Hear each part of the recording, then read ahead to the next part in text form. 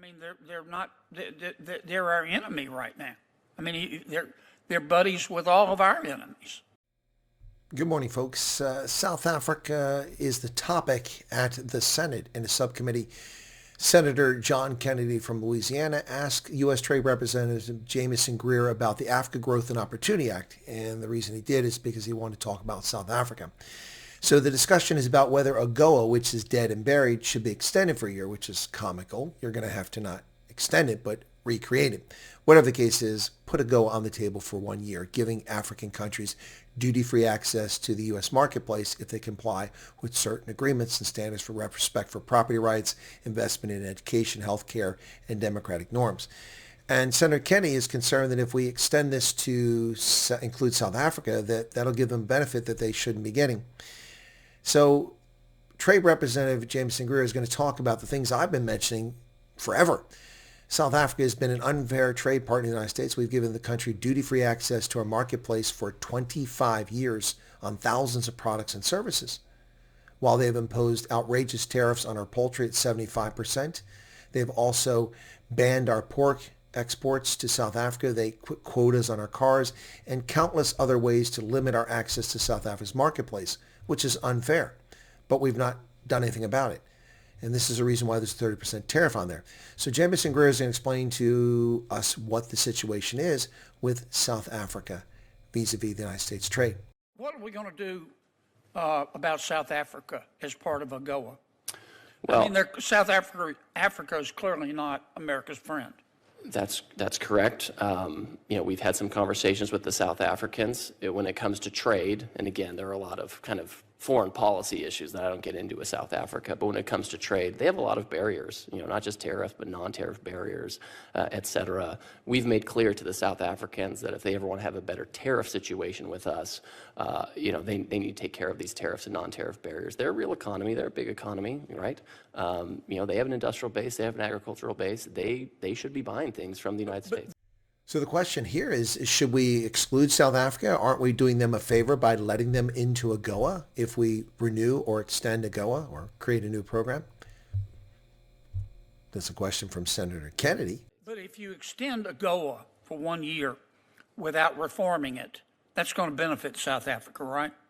I mean, it could. I would say we have a 30% reciprocal tariff on South Africa right now, which is much higher than the rest of the continent. So we'll control for it a little bit. But I think South Africa is a unique case. I agree with you, if that's your point.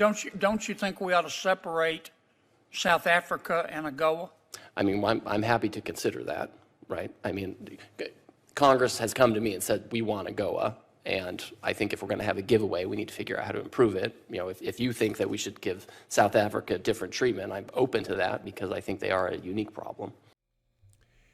And here, folks, is the real crux of the issue. While the ANC runs around and says that South Africans are responsible for the poor relationship, such as AfriForum, members of the Democratic Alliance, Solidarity, the reality is that the ANC is responsible for this. The ANC is responsible for this. Its policies are anti-American, and it doesn't like America. And the ANC abuses America at every turn. Watch what Senator Kennedy says about South Africa. Well, they're a unique problem for America. Correct. I mean, they're our enemy right now. I mean, they're buddies with all of our enemies, and they've been very critical of the United States.